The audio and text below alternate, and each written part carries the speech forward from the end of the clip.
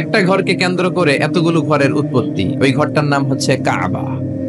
ঘরটার নাম কি? ইত্তাখাযাল্লাহু বাইতান ফিদ দুনিয়া, আল্লাহ দুনিয়াতে একটা ঘর নিলেন, নিজের নামের ঘর, ওইটা বাইতুল্লাহ। কিন্তু আল্লাহ কি ওই ঘরে থাকে? থাকে না। কিন্তু আল্লাহ ঘোষণা দিয়েছেন এটা উনার ঘর। এটা এত বরকতময় ঘর, পৃথিবীর অনেক মানুষের হাত এই ঘরের মধ্যে পড়েছে। ফেরেশতারা প্রথমে এই ঘর তৈরি করেছে। আবার এই ঘরের একেবারে উপরে বাইতুল মামুন নামে একটা ঘর আছে না নাই?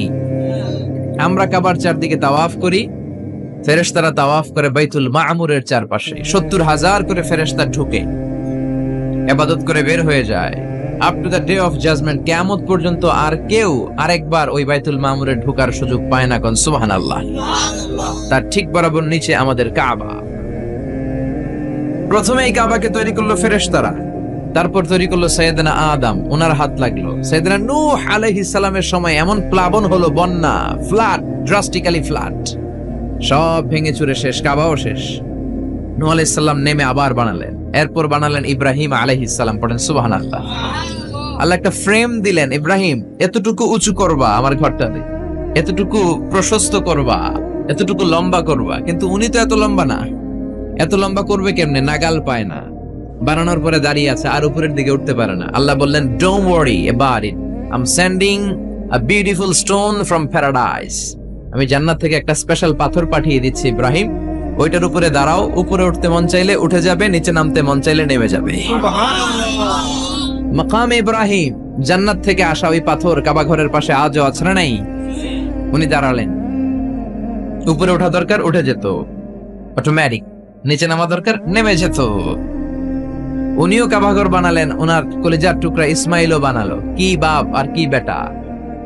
কাবাঘর ঝাড়ু দিলেন, তাহেরা বাইতি আলিত তাইফিনা ওয়াল আকিফিনা ওয়ার রুকআইস সুজুদ। নবী হয়ে কাবা ঝাড়ু দিতে পারে, মসজিদ ঝাড়ু দিতে পারে, কিন্তু আমরা মসজিদ ঝাড়ু দিতে চাই না। এরকম আছে না নাই? মসজিদেরি ঝাড়ু বারদার ও কামারে হাত শোনো আমার মুনাজা, শোনো শোনো ইয়া ইলাহি আমার মুনাজাত, শোনো আমার মুনাজাত। পড়েন আমিন।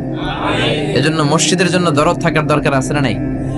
কাজী নজরুল আল্লাহর কাছে দোয়া করলেন, আল্লাহ মসজিদের পাশে আমার কবর করে দিও। কবুল করলেন কে? মসজিদেরি পাশে আমার কবর দিও ভাই, যেন গরে হতেও মুয়াজ্জিনের আযান শুনতে পাই। আমার গোরের পাশে দিয়ে ভাই নামাজিরা যাবে, পবিত্র সেই পায়ের ধ্বনি এ বান্দা শুনতে পাবে। গোরা যাবে হতে গুনাহগার পাইবে রে হাই, মসজিদেরি পাশে আমায় কবর দিও ভাই। কত মুমিন নামাজি ভাই মসজিদাঙ্গিনাতে, আল্লাহর নামের জিকির করে লুকিয়ে গভীর রাতে। আমি তাদের সাথে ওই আল্লাহর নামে জপতে চাই, আল্লাহর নামে জপতে চাই। পড়েন সবাই, মসজিদেরি পাশে আমায় কবর দিও ভাই। আল্লাহু আকবার। কি কবি ছিলেন? কৃষকের কবি, মজুরের কবি, ধনীর কবি, গরিবের কবি, মুসলমানদের কবি কাজী নজরুল ইসলাম। আজীবন ইসলামের পক্ষে লিখেছেন, আজীবন বিশ্বনবীর পক্ষে লিখেছেন, আজীবন কোরআনের পক্ষে লিখেছেন। এজন্য তার শেষ দোয়াটাকে কবুল করে নিয়েছে কে? মসজিদের পাশে ওনার কবর আছে না নেই? কোথায়? ঢাকা বিশ্ববিদ্যালয়ে। গেছেন আপনারা? চমৎকার মসজিদ এই পাশে, কিন্তু ওনার কবরের উপর বসে আবার বাদাম খায়, কপত কবতে আছে না নাই? এক ছেলে এক মেয়ে বাদাম খায়। এগুলো থেকে আমাদেরকে বেঁচে থাকতে হবে। এই ক্রাইসিস থেকে আমাদেরকে বের হয়ে আসতে হবে। ইসলামে যে কৃষ্টি কালচার তাহজিব তামাদ্দুন আল্লাহ আমাদেরকে দিয়েছে, এটাতে বরকত বেশি না কম? সাইয়েদনা ইব্রাহিম বানালেন, ইসমাইল বানালেন, বিশ্বনবী নিজেও বানালেন। বিশ্বনবী নিজেও এই কাবাঘরের নির্মাণ কাজ করেছেন। কাবাঘর যখন ভেঙে গেল, মক্কার কুরাইশরা ডিসাইড করলো আমরা কাবা বানাবো। পাথর লাগবে, কোত্থেকে? ওই জায়গা থেকে পাথর নিয়ে আসবো। সবাই পাথর আনতে শুরু করলো। কোরাইশ ছেলেরা বললো, আমরা বাদ যাবো কেন, আমরাও আনবো। ছোট্ট ছোট্ট বাচ্চারা লুঙ্গি খুলে, লুঙ্গিটার এরকম ভাঁজ করে কাঁধের মধ্যে রেখে এটার উপরে একটা পাথর নিয়ে নিয়ে তারা আনতে লাগে। সব বাচ্চারা আনে একটা পাথর। কয়টা? আর লুঙ্গি খোলা। লুঙ্গি কি? বিশ্বনবীও ছোট্ট, কিন্তু উনি লুঙ্গি খোলেন না। সুবহানাল্লাহ বলবেন না? উনিও ছোট্ট। ওনার ফ্রেন্ড যারা, ওনার সমবয়সা যারা লুঙ্গি খুইলা এরকম বাস করছে, ল্যাংটা হইয়া পোলাপান গরমের কালে ল্যাংটা হয়ে পুকুরের মধ্যে ডুবাডুবি আছে না নাই? সব জায়গায় একই সিস্টেম। তো লুঙ্গি ভাঁজ করে এই জায়গায় রেখে সব বাচ্চারা একটা করে পাথর টানে। বিশ্বনবী টানে দুইটা করে। কয়টা করে? কিন্তু পরনের লুঙ্গি পরনে আছে না নাই? লুঙ্গি খোলেন না।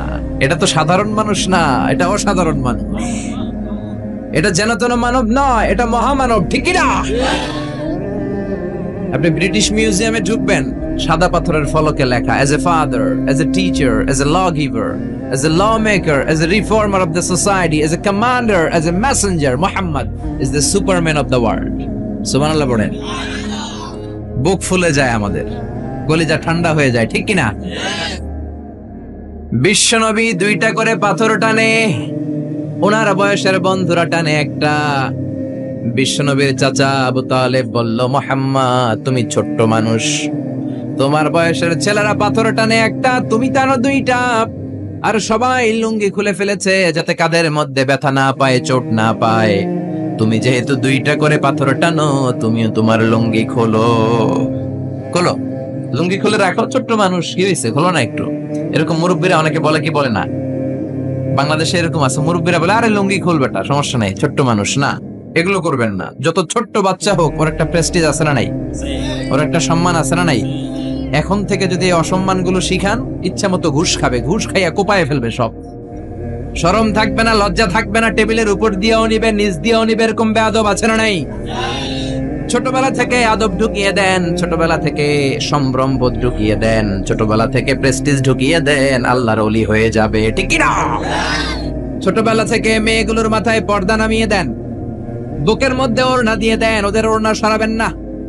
বইলেন না ছোট্ট মানুষ, বোরকা পরার দরকার নাই। এরকম আল্লাহ দিয়ে যদি বড় করেন, এগুলাই তসলিমা নাসরিন হবে, এগুলাই ঐশী হবে, এগুলাই রামদা দিয়ে মার বাবার একটু পাবে। জোরে বলেন ঠিক কিনা? আগে মাহফিলের বিষয় দিতে হুজুর, প্রধান বক্তা আপনি, আপনার আলোচনার বিষয় মাতা পিতার খেদমত। এখন দে হুজুর খেদমতের গুল্লি মারি। বিষয় হচ্ছে মাতা পিতারা যাতে রামদা দিয়া না কোপায়, এই বিষয়ের উপর ওয়াজ করবেন। ঠিক কিনা? ঐশী এসপি বাবা না, মা কত শিক্ষিতা, কোপাইয়া সাইজ করে ফেলছে। এজন্য ইসলামী শিক্ষাগুলো শেখানোর দরকার আছে না নাই? বিশ্বনবী বললেন, না চাচা, I can't do it, I feel shy. ও চাচা, আমার শরম লাগে। কি লাগে? এই শরমের একটা গুরুত্ব আছে না নাই? বিশ্বনবী এক সাহাবীর পাশ দিয়ে যাচ্ছেন, ওই সাহাবীর বড় ভাই ওরে ধমকায়, এত শরম পাস কেন? এত শরম পাইলে জীবনে কি করবি? বিশ্বনবী বললেন, না না, ইদা লাম তাস্তাহি ফাসনা মা শিতা, তোমার যখন শরম থাকবে না, তুমি সবই করতে পারবা। ছোট ভাইটার এরকম ধমক দিও না, ও শরম পায় খুব ভালো। শরমটা খুব ভালো জিনিস, ঠিক কিনা?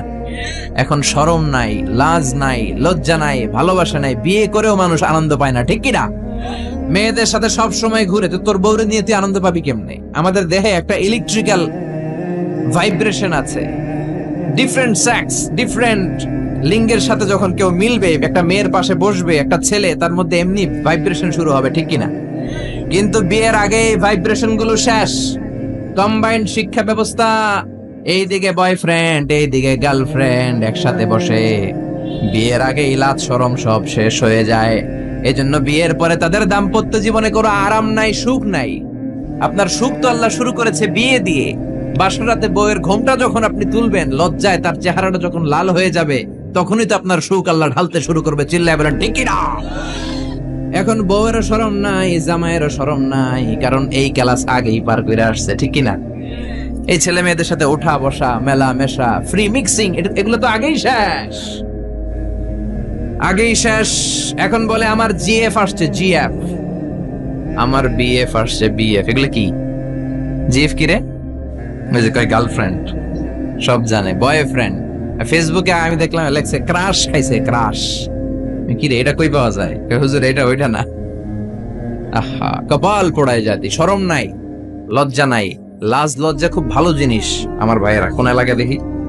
এই ক্যান্টনমেন্ট দৌলতপুরের, মধ্যম শাহ দৌলতপুরে, যাদের কানে আমার মাইকের আওয়াজ যায়, মায়েরা বোনেরা, লজ্জা শরম তোমাদের ভূষণ, এটা তোমাদের সিকিউরিটি, এটা তোমাদের সেফ গার্ড। এজন্য বেশরম হবা না, নির্লজ্জের মতো পাখি ড্রেসের জন্য কান্নাকাটি করবা না, লেহেঙ্গার জন্য বায়না ধরবা না, বোরকা পরবা, সম্মান বাড়াবে কে? লাজ শরম হারাবেন, নিজের কপালে নিজে কুড়াল মারবেন।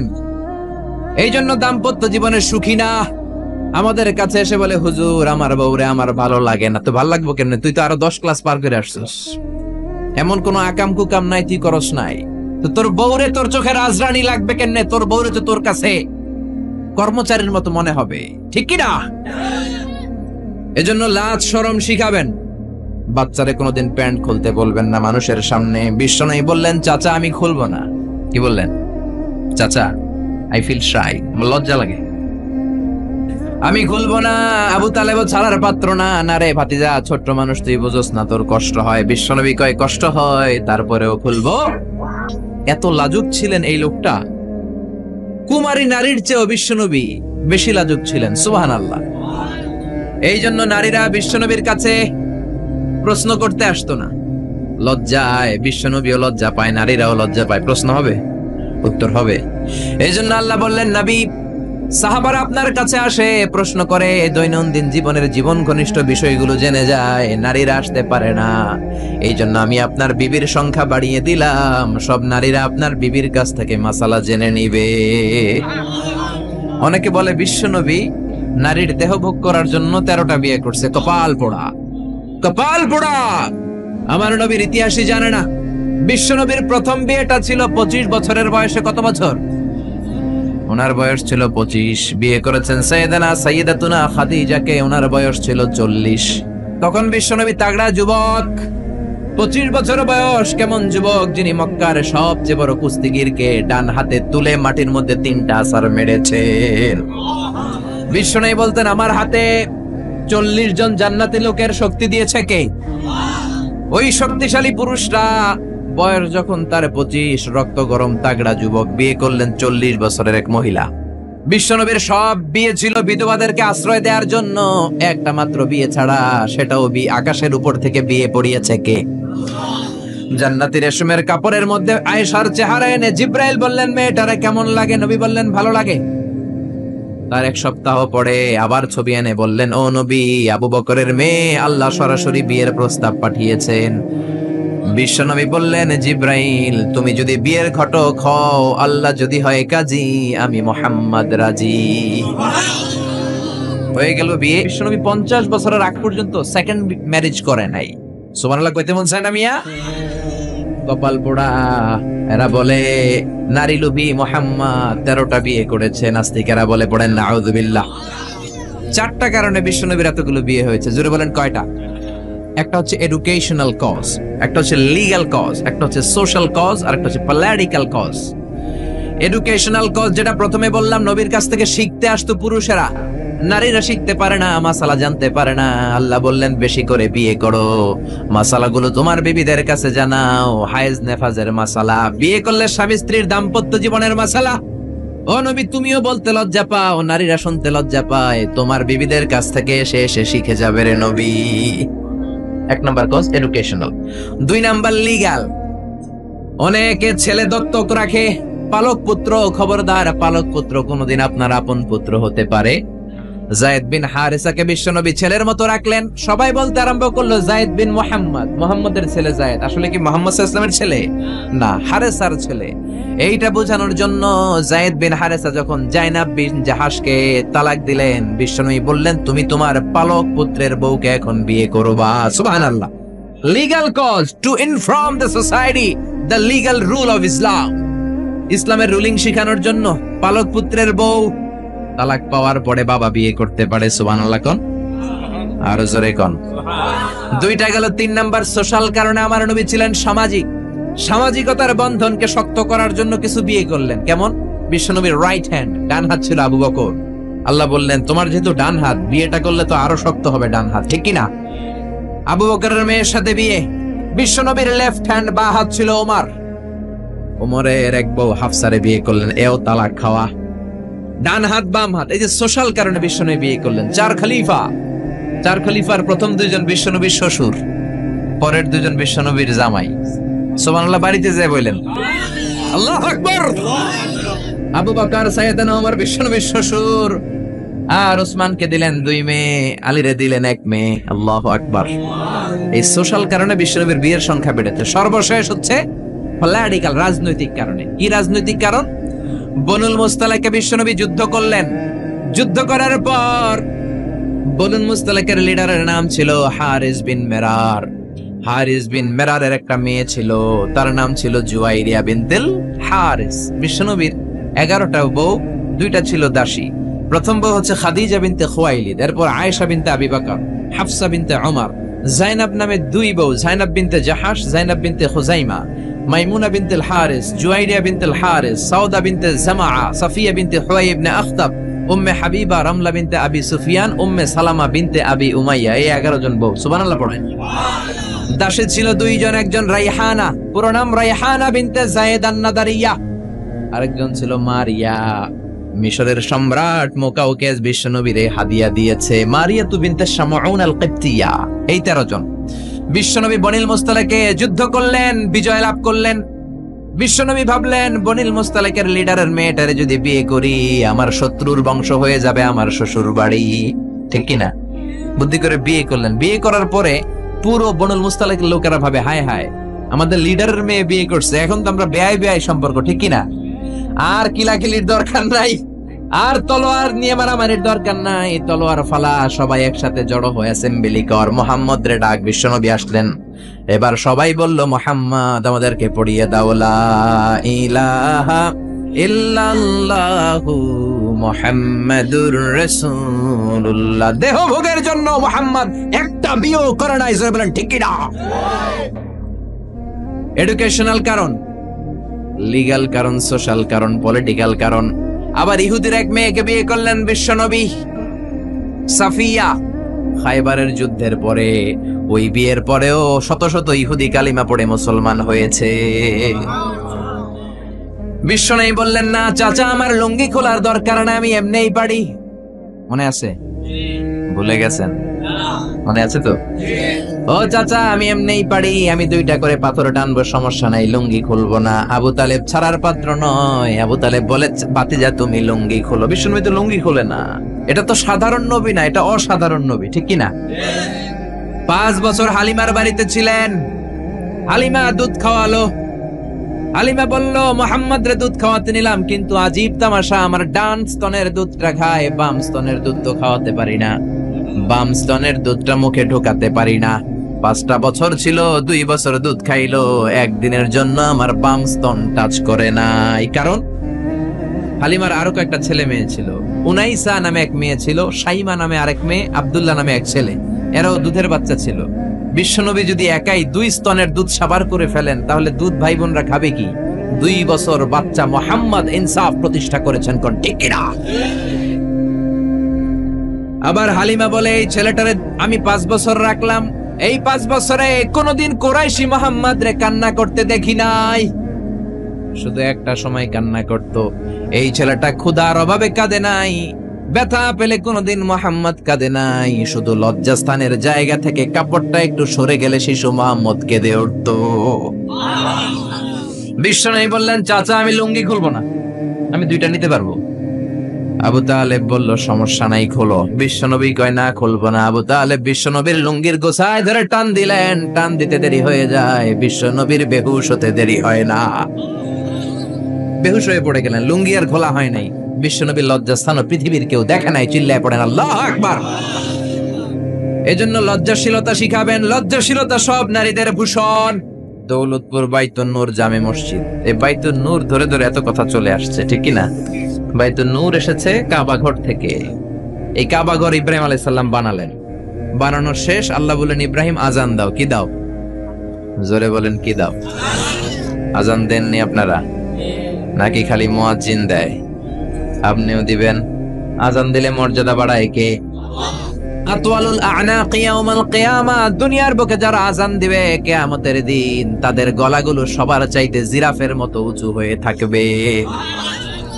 দেখলেই বোঝা যাবে মুয়াজ্জিন ছেলে এগুলা সব। আল্লাহু আকবার। কিসের আযান দিব? আল্লাহ বললেন, ও ইব্রাহিম, ঘর বানালা, ঘরটা জিয়ারত করতে হবে, আযান দাও, তাড়াতাড়ি আযান দাও। আযিন ফিন নাসি বিল হজ। ও ইব্রাহিম, আযান দাও। সাইয়েদনা ইব্রাহিম বললেন, মানুষ নাই, পাখি নাই, প্রাণী নাই, কেউ নাই, আযান দিলে কে শুনবে? আল্লাহ বললেন, ইব্রাহিম, তোমার দায়িত্ব, তুমি আযান দাও, আমি গোটা বিশ্বের সব মানুষের কানে আযান পৌঁছে দেব। আযান দিলেন, আল্লাহ পৌঁছায় দিলেন। আমরা যারা আসি নাই, আমরাও শুনেছি মায়ের পেটে এই আযান আমাদের কানেও এসেছিল। যারা পেটেও ছিলাম না, আলামুল আরওয়াহে তাফসীর এসেছে, তাদের কানেও এসেছে। এই আযান শুনে যারা সাড়া দিয়েছে, লাব্বাইক বলেছে, তাদেরই নসিবে আছে কাবা ঘর জিয়ারত করা। জোরে বলেন সুবহানাল্লাহ। এজন্য মসজিদে দানের দরকার আছে না নাই? মসজিদে নামাজের জন্য যাওয়ার দরকার আছে না নাই? ওয়াজে অনেক মানুষ হয়, মসজিদে লোক হতে যায় না। কি আজীব তামাশা! বিশ্বনবীর সময়ে ফজরের নামাজ, জুমার নামাজ ছিল একই দৃশ্য। আমাদের দেশে ফজরের সালাত, জুমার আর সালাত এক দৃশ্য না?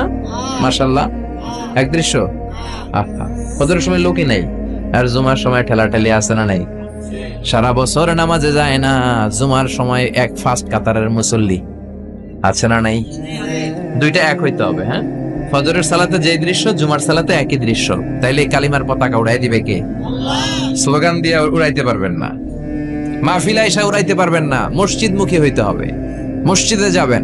এলাকার যুবক ভাইরা, তোমরা মসজিদে যাবা, রাজি আছো তো? রাজি? সত্যি সত্যি বলছো না মিথ্যা মিথ্যা বলছো? যাবা তো? মসজিদগুলো আমাদের আবাদ করতে হবে ইবাদত দিয়ে। মসজিদের টাইলস হয়েছে, এয়ার কন্ডিশন হয়েছে, কার্পেট হয়েছে, মাগার মুসল্লি হয় নাই, ঠিক কি না? বিশেষ করে ফজরের সালাত মসজিদে যাবা। কে কে যাবা না? হাত তোলো। 1 2 3 4। ওই যে আরেকজন এবে তুলে রাখছে, বুঝতে পারে না, উনি আবেগে তুলে ফেলছে। মসজিদে যেতে হবে ফজরের সালাতে। রাজি আছেন তো? আল্লাহ কবুল করুক, পড়েন আমিন। আমি খুতবার শুরুতে একটা আয়াত তেলাওয়াত করেছি। আয়াতটা হচ্ছে সূরাতুল মুলকের। কোন সূরা? সবাই বলেন নাই কোন সূরা? আমি সব জায়গায় বলি যে এটা ক্লাস। তাফসীর মাহফিলটা কি? আদান প্রদান হবে, প্রশ্ন উত্তর, প্রশ্ন উত্তর। রাজি আছেন তো? উত্তর না দিলে কথা হবে না, উত্তর দিলেই আমার কথা সুন্দর হবে, ঠিক কি না? আর বোঝার চেষ্টা করতে হবে প্রাণের ভাইয়েরা আমার, বুঝতে হবে আমলের নিয়তে। ইখলাসটা বড় জরুরি। অনেক প্রধান বক্তা কিয়ামতের দিন জাহান্নামে যাবে, অনেক দানশীল ব্যক্তি জাহান্নামে যাবে, অনেক শহীদ ফি সাবিলিল্লাহ জাহান্নামে যাবে। সহিহ হাদিস। প্রধান বক্তা বলবে, আল্লাহ, বাংলাদেশের এমন কোন জেলা নাই যেই জেলায় আমি কোরআনের দাওয়াত নিয়ে যাই নাই। আল্লাহ বলবেন, না না, তুমি দাওয়াত নিয়ে গিয়েছো যেন লোকেরা তোমার নামে তাকবীর দেয়, এই জন্য। আমার ভয় তোর অন্তরে ছিল না, তুই জাহান্নামে যা, go to the hell fire. এক লাথি মেরে প্রধান বক্তারা জাহান্নামে পাঠাবে। ওই রকম প্রধান বক্তা আল্লাহ তুমি আমাদেরকে বানিও না, বলে না আমিন। অনেক দানশীল জাহান্নামী হবে। আল্লাহ বলবেন তুইও জাহান্নামে যা। দানশীল বলবে, আল্লাহ, আমার এলাকায় যত মসজিদ আছে সবগুলো আমি বানাইছি। আল্লাহ বলবেন, কথা ঠিক, কিন্তু তুমি বানিয়েছো তোমারে দানবীর বলবে। এজন্য দানশীল, দ্য বিজনেস ম্যাগনেট, হাতেম তাই উপাধি তোমাকে দিবে। এই জন্য তো হাতেম তাই উপাধি তো দুনিয়াতে তুমি পেয়েছো, আমার কাছে কি চাও? আমার কাছে তোমার জন্য কিচ্ছু নাই, go to the hell fire, জাহান্নামে যা। সবচেয়ে ভয়ঙ্কর হলো শাহিদ ফি সাবিলিল্লাহ, জাহান্নামে যাবে। আল্লাহর রাস্তায় যুদ্ধ করে দেহের তাজা রক্ত বিলিয়ে শহীদ হয়েছে, তারাও জাহান্নামে। সবাই না, যাদের ইখলাস নাই। শহীদ বলবে, আল্লাহ, আমি কেন জাহান্নামী? আল্লাহ বলবেন, তুইও যা। আল্লাহ, আমার দেহের তাজা রক্ত বিলিয়ে দিয়ে তোমার কালিমার পতাকা গেড়েছি, আমি কেন জাহান্নামে যাব? আমার তো জান্নাত পাওয়া দরকার। আল্লাহ বলবেন, না না, তুমি যুদ্ধ করেছো যাতে লোকেরা তোমাকে বীর বলে, বীর। লোকদের বাহবা পাওয়ার জন্য যুদ্ধ করেছো, দেখানোর জন্য যুদ্ধ করেছো, সব লোক দেখানো, শুধু রিয়া রিয়া আন্নাস। মানুষকে তো ঠিকই দেখাইছো, তুমি খেলা তো দেখাই আসছো দুনিয়াতে। যা চাইছিলা তা তো দুনিয়াতে পেয়েছো, আমার কাছে পাওয়ার কিছু। তুমিও জাহান্নামে যাও। আমরা কি ওই শ্রেণীর লোক হতে চাই? এজন্য অন্তরে ইখলাসের দরকার আছে না নাই? কে ওয়াজ করলো? হুজুরের কণ্ঠ কেমন, দেখতে কেমন, হুজুর গরম করতে পারে কিনা, ওয়াজ জমাইতে পারে কিনা, এরকম টেন্ডেন্সি আছে না নাই? অনেক জায়গায় গেলে হুজুর ওয়াজ জমাইতে হবে। আরে ভাই, ওয়াজ আবার জমাই কেমন? আমি তো কোরআন থেকে কথা বলবো, আপনারা শুনবেন, নোট করে নেবেন, আমলের চেষ্টা করবেন, এটাই তো, ঠিক না? আবার বলে হুজুর ঠান্ডা ওয়াজ এইখানে চলে না, গরম ওয়াজ দিবেন, গরম। এগুলার একটার মধ্যে ব্যক্তিগত জীবনে আমল নাই, ঠিক কিনা? ওয়াজ হবে আল্লাহর সন্তুষ্টির জন্য, বিশ্বনবীর শেখানো পন্থায়। মনের মধ্যে দরদ থাকবে, যাদেরকে বলছেন দরদ নিয়ে বলবেন, দরদ নিয়ে শুনবেন। অন্তর থেকে কথা বললে ওই কথা মানুষের অন্তরে যে লাগে, মুখ দিয়ে বললে শুধু কানে লাগে, ঠিক কিনা? আমরা অন্তর থেকে বলার চেষ্টা করব, অন্তরে লাগানোর চেষ্টা করব, আর আমলের চেষ্টা করব, জীবনটা যাতে পরিবর্তন হয়। প্রতি শীতে কত মাহফিল, একদিন আমার 2 মাহফিল আছে। এবছর শুরু করছি ফজরের পর থেকে। ফজরের পরে মাহফিল আছে, জোহরের পরে আছে, বাদ মাগরিব আছে, বাদ এশা আছে, বিভিন্ন সময় মাহফিল। তার মানে এক একটা গ্রামে শুধু তাফসীর প্রোগ্রাম আর তাফসীর প্রোগ্রাম। সবগুলো তো আল্লামা হয়ে যাওয়ার কথা, কিন্তু হয় না কেন? ইখলাস নাই, শিখার জন্য আসে না। আপনি শিখেন, নোট করেন, জীবনটারে পরিবর্তন করে দিবে কে? সবাই শিখতে রাজি আছেন তো? আসেন আমরা সূরাতুল মুলকের তাফসীর শুনি। সূরাতুল মুলক 29 পারার প্রথম সূরা। কত পারা? আয়াত 30টা। কয়টা? মাক্কি সূরা। মাক্কি না মাদানী? রুকু 2টা। জোরে বলেন কয়টা? এটা অনেক বরকতের সূরা, অনেক বরকত। বিষ্ণুই বলেছেন মানিআতুন মিন আযাবিল কবর। মুস্তাদরাকুল হাকিমের হাদিস, বিশ্বনবী বলেন আল মানিআতু মিন আযাবিল কবর ইন্না ফিল কুরআনি সূরা। কোরআনে একটা সূরা আছে যেটা কবরের আযাব থেকে বাঁচিয়ে দেয়। সুবহানাল্লাহ, বাড়িতে যে বলবেন আল মানিআতু মিন আযাবিল কবর, কবরের আযাব থেকে বাঁচায়। কবরের আযাব থেকে বাঁচার দরকার আছে না নাই? নাকি আমরা কেউ কবরে যাব না? দাদা গেছে, বাবা গেছে, আপনাকেও যেতে হবে, ঠিক কিনা? কিন্তু আমাদের লাইফস্টাইল দেখলে মনে হয় না যে আমরা কবরে যাব। খালি আমার আমার বলি, বুক ফুলায় বলি এটা আমার, আমার হুন্ডা, আমার গাড়ি, হোতায় আলামু, ঠিক কিনা? খালি বড়াই করি, সাহস দেখাই, বেটাগিরি দেখাই। তোর চেয়েও বড় বেটা ছিল কি ছিল না? নমরুদ গোটা বিশ্বের বাদশা ছিল, একদিনের জন্য একটা হাসি দেয়া লাগে নাই, সর্দি হয় নাই, জ্বর হয় নাই, এত ভালো ভালো খাবার খাইতো। ওই নমরুদ চিৎপটাং, ঠিক কিনা? ওই ফেরাউন চিৎপটাং, আর তুমি কোন সলিমুদ্দি আর কলিমুদ্দি? এই জন্য কবরে যেতে হবে। এইটা আমার, ওইটা আমার, সব আমার, সব আমি খামু, সব আমি খামু। পেট হইছে দূর, হে সব খাইব। কপাল পোড়া। আমার আমার বলবেন না। জিজ্ঞেস যদি করি ভাই বাড়িটা কার, কয় আমার বাড়ি। বুক ফুলায় কয় আমার বাড়ি, 3 তলা বাড়ি, ঘুষের টাকা দিয়ে বানাইছি, আছে না নাই? আমার বাড়ি আমার, আমার গাড়ি। কেমন করে তোমার বাড়ি? তোমার বাবাও যখন এই বাড়িতে থাকতো সেও বলতো এটা আমার বাড়ি। তোমার দাদাও যখন থাকতো সেও বলতো আমার বাড়ি। তোমার দাদার দাদার দাদাও যখন এই বাড়িতে থাকতো সেও বলতো এটা আমার বাড়ি, ঠিক কিনা? আপনি মরে যান, আপনার ছেলে যখন থাকবে, কেউ যখন জিজ্ঞেস করবে ভাই সাহেব বাড়িটা কার, বলবে আমার। বলবে না? বলবে না? নাকি কইবা আমার দাদার বাড়ি? কেউ বলে? এরপর আপনার নাতির নাতির নাতিও যখন এই বাড়িটাতে থাকবে, যখন সবাই জিজ্ঞেস করবে বাড়িটা কার, বলবে আমার বাড়ি। সবকিছুর মালিক কে? এজন্য কবরে আমাদের যেতে হবে, কবরের প্রিপারেশন নিতে হবে। বিশ্বনবী বললেন মানিআতুন মিন আযাবিল কবর। এই সূরাতুল মুলক যে প্রতিদিন তেলাওয়াত করবে, তাকে কবরের আযাব থেকে বাঁচাবে কে? এবার তিরমিজির একটা হাদিস শুনেন। তিরমিজির বিশ্বনবী বললেন শাফাআত লি সাহিবিহা। এই সূরাটা, এই সূরার তেলাওয়াতকারীর জন্য কিয়ামতের দিন সুপারিশ করবে। খুশি না বেজার? ও মিয়া, কোরআন যদি আল্লাহর কাছে কারোর জন্য সুপারিশ করে, ওই সুপারিশ আল্লাহ ফেলতে পারবে নাকি? প্রধানমন্ত্রী শেখ হাসিনার কাছে যদি অর্থমন্ত্রী সুপারিশ করে, কারোর জন্য ফেলতে পারবে? পররাষ্ট্রমন্ত্রী যদি অনারেবল প্রাইম মিনিস্টার শেখ হাসিনার কাছে সুপারিশ করে, ফেলতে পারবে? কারণ পররাষ্ট্রমন্ত্রীর সুপারিশ, অর্থমন্ত্রীর সুপারিশ। তেমনি কোরআন যদি সুপারিশ করে, ওই সুপারিশ আল্লাহ ফেলবে না, ঠিক কি না? সহিহুল জামিতে আরেকটা হাদিস এসেছে, বিশ্বনবী বলেন খাসামাত আন সাহিবিহা। এই সূরাটা কিয়ামতের দিন আল্লাহর সাথে তর্ক করবে, ঝগড়া করবে, ডিবেট করবে। আল্লাহর সাথে তর্ক, কত সাহস! কি নিয়ে তর্ক? বলবে আল্লাহ যতক্ষণ না তুমি এই সূরার তেলাওয়াতকারীকে জান্নাতে না ঢুকাবা, আমি তর্ক করতেই থাকবো। আল্লাহু আকবার। হাত্তা দাখালাহুল্লাহুল জান্নাতা, যতক্ষণ আল্লাহ তারে জান্নাত না দেয় ততক্ষণ পর্যন্ত এই সূরাটা ঝগড়া করবে। আবার বিশ্বনবী বলতেন মান ক্বারা বিহা ফি লাইলাতিন ফাকাদ আকসারা ওয়া আতাবা। যে ব্যক্তি রাত্রে বেলায় সূরাতুল মুলক তেলাওয়াত করে ঘুমাবে, সারা রাত কোরআন তেলাওয়াতের সওয়াব তার আমলনামায় দিবে কে? এজন্য বিশ্বনবী বলতেন, আমি চাই আমার প্রতিটা উম্মতের হৃদয়ে এই সূরাটা গাঁথা থাক। আমি চাই আমার প্রতিটা উম্মতের কলিজার ভিতর এই সূরাটা মুখস্থ থাক। মুখস্থ করতে রাজি আছি না নাই? আয়াত মাত্র 30টা, সবাই বলেন কয়টা? এক মাসে কয়দিন? প্রতিদিন এক আয়াত করে মুখস্থ করলে লাগবে কয়দিন? এক মাসে মুখস্থ হয়ে যাবে। করবেন নি? করবেন? এটা আপনাদের বাড়ির কাজ। এটা কি? হোমওয়ার্ক। যেহেতু ক্লাস, বাড়ির কাজ দেওয়ার দরকার আছে না নাই? মুখস্থ করে ইমাম সাহেবের কাছে যাবেন, আজহারি হুজুর বাড়ির কাজ দিয়েছে, বাড়ির কাজ নেন। আমার সূরাতুল মুলক মুখস্থ হয়েছে, আপনি শোনেন। পড়বেন তো? মা বোনেরা, আপনাদের যাদের কানে আমার মাইকের আওয়াজ যায়, সূরাতুল মুলক মুখস্থ করবেন, নিজেরা পড়বেন, বাচ্চাকে শোনাবেন। কত সুন্দর হতে পারে আপনার ফ্যামিলিটা। ছেলে বলবে, মা আমার 5 আয়াত মুখস্থ হয়েছে, তুমি কতদূর আগাইলা? মা বলবে, আমার হয়েছে 7 আয়াত। বাবা বলবে, আমি তো চাকরির কারণে পারি নাই, আমি করছি মাত্র 2 আয়াত। এরকম ফ্যামিলি চাই কি চাই না? চাই কি চাই না? এই সূরাটা এত বরকতের সূরা, সূরা আপনার চোখ খুলে দিবে। দিস সূরা is an eye opener for you.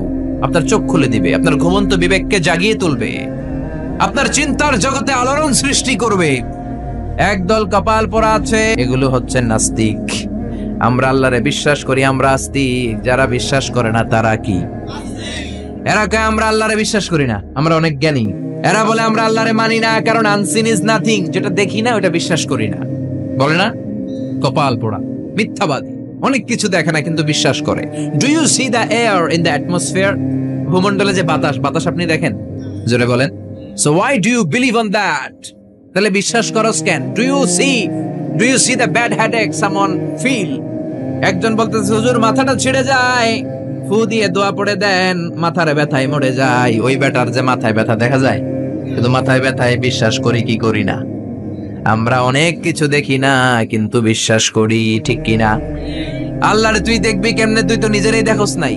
আপনি কি আপনার চোখ দেখেন আয়নার সাহায্য ছাড়া? এই যে আমি তাকিয়ে আছি, আমার চোখটা আমি দেখি। আপনি কি আপনার পিঠ দেখেন আয়নার সাহায্য ছাড়া? আরে আয়না রাখলেও তো পিঠ দেখতে গেলে ঘাড় ভেঙে যাবে। কথা বলেন। কেমন করে তুমি আল্লাহরে দেখবা? আল্লাহ বলেন, আমারে দেখা যায় না, আমার সৃষ্টির দিকে তাকা, আমার পাহাড়ের দিকে তাকা, ঝর্ণার দিকে তাকা। ঝর্ণা ঝর্ণা ঝর্ণা রে, বলনা বলনা বলনা রে, কার বিরহে পাগল পাড়া তুই, কার মিলনে ফুল ফসলে ভরা রে তোর দুকুল ভুই, কার মিলনে ফুল ফসলে ভরা রে তোর দুকুল ভুই। ঝর্ণা ঝর্ণা ঝর্ণা রে, বলনা বলনা বলনা রে, কার বিরহে পাগল পাড়া তুই। সুবহানাল্লাহ। ঝর্ণার দিকে তাকান, ঝর্ণার মালিক আছে না নাই?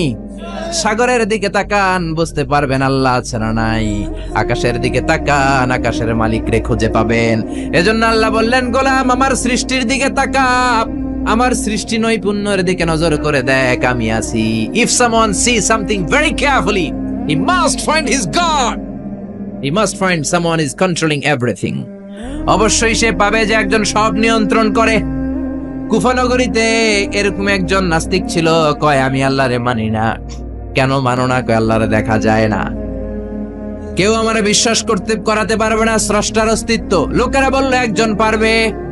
নাস্তিক বলে কি নাম? কয় ওই লোকের নাম হলো নু'মান ইবনু সাবিত, আমাদের ইমাম আবু হানিফা। সুবহানাল্লাহ। উনি তোমারে বুঝাতে পারবে আল্লাহ যে আছে। নাস্তিক বলে, কই তোদের নু'মান নিয়ে আয়। ডেট দেয়া হলো আগামীকাল জুমার নামাজের পরে, তার সাথে তর্ক হবে। নাস্তিক আল্লাহর বিপক্ষে, ইমামে আবু হানিফা আল্লাহর পক্ষে, ঠিক কিনা? জুমার পরে হাজার হাজার মানুষ। নাস্তিক আসছে, শুধু আসে নাই ইমাম আবু হানিফা। কে আসে নাই? জোরে বলেন, কে আসে নাই? ইমাম আবু হানিফা আসেনি। 1 ঘন্টা দেরি। 1 ঘন্টা দেরি করে আসার পরে নাস্তিক রেগে মেগে বলে, কোন লোকের সাথে তর্কের জন্য এসেছো? এই লোকের তো কোনো সময় জ্ঞান নাই। যার সময় জ্ঞান নাই এর সাথে কিসের তর্ক? সাইয়েদনা ইমাম আবু হানিফা বলে, ইনদি উযর, আই হ্যাভ এক্সকিউজ, আমার ওযর আছে। কি ওযর? কি ওযর আপনার? দেরি করলেন কেন? সাইয়েদনা ইমাম আবু হানিফা বললেন, আমি ঘর থেকে বের হলে একটা নদী পড়ে, ওই নদীটা পার হয়ে আসতে হয়। নদীর সামনে গেলাম, আগেই বের হয়েছি, কিন্তু নদীর সামনে কোনো নৌকা নাই, মানুষ নাই, মাঝি নাই, কিভাবে আসবো? তাকিয়ে দেখলাম বিশাল বড় একটা গাছ। হঠাৎ করে দেখলাম এমনি গাছটা 2 ভাগ হলো। হঠাৎ করে এমনি এমনি গাছের ভেতর থেকে তক্তা বের হলো, এমনি এমনি তক্তাগুলো জোড়া লেগে নৌকা হলো, এমনি এমনি নৌকাটা আমার সামনে চলে আসলো, কোনো মাঝি নাই। উঠে বসলাম, মাঝি ছাড়া নৌকাটা এমনি এমনি সা করে টান মেরে আমার ওই পারে নিয়ে গেল। নাস্তিক কয় তগো ইমাম মাথা ঠিক নাই, কি বলে এমনি এমনি নৌকা হয় নাকি, এমনি এমনি তক্তা হয় নাকি, কোন মিস্ত্রি ছাড়া গাছ কাটে নাকি? সাইয়েদে ইমাম আবু হানিফা বললেন, এই তো লাইনে আসছেন, এমনি এমনি গাছ কাটে তক্তা হয় না, এমনি এমনি করাত ছাড়া গাছ কাটে না, এমনি এমনি মাঝি ছাড়া নৌকা চলে না। তাহলে পৃথিবীটা কেমন করে এমনি এমনি চলে? কেমন করে আকাশ হলো, কেমন করে সাগর হলো, কেমন করে নবমণ্ডল ভূমণ্ডল হলো এমনি এমনি? যুক্তি আছে না নাই? এবার নাস্তিক কয় খাইছে, এটা তো ভাবি নাই, এই ছোট্ট জিনিসটা আমি মানি না। এমনি এমনি গাছ হবে, তক্তা হবে, নৌকা হবে, মাঝি ছাড়া নৌকা চলবে, এমনি এমনি আমি মানি না। কিন্তু নবমণ্ডল এমনি এমনি হলো, বিগ ব্যাং থিওরি এমনি এমনি হলো, সুপারনোভা এমনি এমনি হলো, ব্ল্যাক হোল গ্যালাক্সি এমনি এমনি হলো, এটা কেমন করে মানে? মাথার মধ্যে ঘুরপাক খাচ্ছে, চিন্তার জগতে নাড়া পড়েছে। হঠাৎ ভেবে দেখে আমার তো আস্তিক হওয়া ছাড়া আর কোনো উপায় নাই। নোমান ইবনে সাবেতের পায়ে পড়ে বলে, ও আল্লাহর ওলি নোমান ইবনে সাবেত, ইমাম আবু হানিফা, আসলেই আপনি বড় একজন ইমাম, আর তর্কের কোনো দরকার নাই। হাজার হাজার মানুষকে সাক্ষী রেখে আমি আপনার হাতে হাত রেখে পড়বো, লা ইলাহা ইল্লাল্লাহু মুহাম্মাদুর রাসূলুল্লাহ সাল্লাল্লাহু। এই নাস্তিক টাইপের যারা আছে এদের জন্য কিছু ডোজ আছে, এই সূরার ডোজ, মেডিসিন কি আছে শুনবেন? নাজিমায় পড়ছেন, তাকবীর দেন, লিল্লাহি তাকবীর। আল্লাহ বললেন, তাবারাকাল্লাযী বিয়াদিহিল মুলকু ওয়া হুয়া আলা কুল্লি শাইইন কাদির। তাবারাকাল্লাযী, মহান সে, সুমহান আল্লাহ, বিয়াদিহিল মুলক, ক্ষমতা তার হাতে, তার হাতে ক্ষমতা, ওয়া হুয়া আলা কুল্লি শাইইন কাদির, সবকিছুর উপর তিনি ক্ষমতাবান, যাই চান তিনি তাই করতে পারেন। ফাআলুল লিমা ইউরিদ। আল্লাহ বললেন, তাবারাকাল্লাযী, আমি সুমহান, বিয়াদিহিল মুলকু, ক্ষমতা তার হাতে। কার হাতে? সবাই বলেন নাকি আপনাদের হাতে? কিন্তু আপনারা তো বলেন আপনাদের হাতে, বলেন না? জনগণ সকল ক্ষমতার উৎস। রিকশার টায়ার পাংচার হলে আমরা লাফ দিয়ে উঠি, কারণ আমি ক্ষমতার উৎস। টায়ার পাংচার হলে লাফ দেই কি দেই না? আমি কত দিছি? আমি তো রাতে রাতে এক জেলা থেকে আরেক জেলায় ঘুরি, প্রায় রিকশার টায়ার পাংচার, ট্রাকের টায়ার পাংচার, লাফ দিয়ে উঠি, কারণ আমরা ক্ষমতার উৎস। কপাল পোড়ায় জাতি, তুমি কেমন করে ক্ষমতার উৎস হও? 2 বার যদি তোমার ডায়রিয়া হয়, 3 বার তোমার চেহারার দিকে তাকানো যায় না, গাই মইরা যাই, মরসকে তুই না ক্ষমতার উৎস? 5 বার যদি টয়লেটে যায়, 6 বারের বেলা সবার কাছে মাফ চাই, মাফ করে দেন, আমি মনে হয় বাঁচবো না। বাঁচবি না কেন? তুই তো ক্ষমতার উৎস, তুই আজীবন বাঁচবি। আহা, কপাল পোড়া! ক্ষমতার উৎস একজন, তিনি কে? আল্লাহ হলেন ক্ষমতার উৎস, আপনি ক্ষমতার উৎস নন। কেমন করে ক্ষমতার উৎস হবেন? পেছন থেকে কেউ যদি বলে, হুজুর সাপ, একটা অজগর সাপ পাওয়া যাবে আপনাদের কাউরে, দৌড়, চারদিকে ছুটবে সবাই। আপনারা দৌড় দেন আর না দেন, আমি দিমে দিক দিয়া দৌড়, কারণ চাচা আপন প্রাণ, আগে যান বাঁচা, এরপরে বাস করুন, ঠিক কিনা? এই হলো আমাদের দশা। আল্লাহ বললেন, ওয়া খুলিকাল ইনসানু দাঈফা, ও গোলাম, তোমাদেরকে একেবারে দুর্বল করে আমি বানিয়েছি, কিচ্ছু নাই তোমার। কুত্তা এম করে কামড়াইলে আমরা কুত্তারে কামড়াইতেও পারি না? পারি? কুত্তায় কামড়ায় আমি চাইয়া থাকি আর কাঁদি, কিনা? বললা আমারে কামড় দিয়া দেয়, দৌড়ে ধরতেও পারি না, পারি?